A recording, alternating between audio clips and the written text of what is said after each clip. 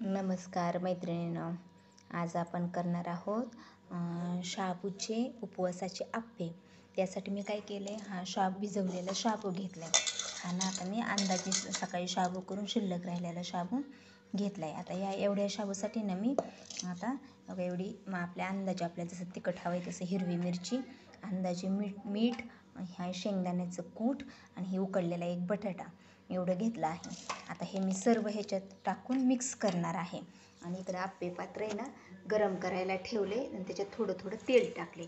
आता ना मी हे सगळे ह्याच्यात टाकते आणि ह्याचे गोल गोल गोळे करून घेते आपले आप्प्यासारखे आणि नंतर तुम्हाला दाखवते.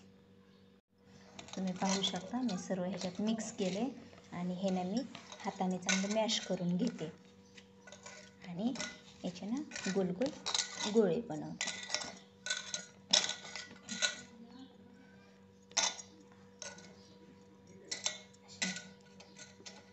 या साईजचे तुम्ही पाहू शकता मी गोल गोलेचे आप्पे करून घेतलेत आणि आपलं आप्पे पात्र पण गरम झाले. मी ना अगोदर साईडला ठेवते कारण मधले जो भाग असतो ना तो लवकर गरम होतो आणि कडेचे ना जरा उशिरा गरम होतो. म्हणून अगोदर जर आपण मध्ये ठेवलं ना तर ते लवकर करपल. म्हणून अगोदर आपण साईडचे करून घ्यायचे आणि नंतर मध्यभागी ठेवायचं.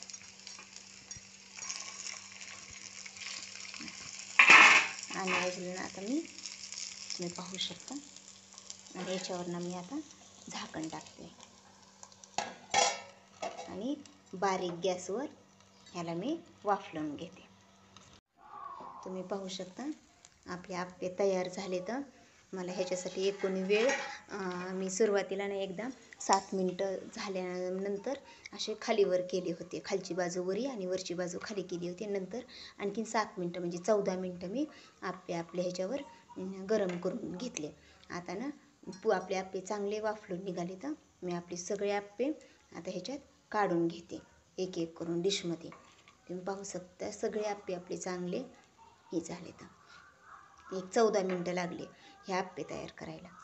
तर आपले आप्पे आणि दही त्याच्याबरोबर तुम्ही शेंगदाण्याची चटणी किंवा नारळाची चटणी पण करू शकता. मी दही घेतलेलं आहे. तुम्हाला जर माझे आप्पे आवडले असतील तर माझ्या व्हिडिओला लाईक करा, शेअर करा आणि कमेंटमध्ये सांगा. आणि हे ना जरा आपले शाबूवड्यासारखेच लागतात. ज्यांना जास्त तेलकट खायचे नाहीत ना शाबूवडे तळलेले, त्यांच्यासाठी हा एक चांगला पर्याय आहे. आपलं कमी तेलात आपले आप्पे छान वाफलून निघतात. एक वेगळं काहीतरी शाबूवड्यापेक्षा, जास्त तेलकट खाण्यापेक्षा. तर ही नक्की तुम्ही करून बघा आणि आवडली असेल तर लाईक करा. बाय.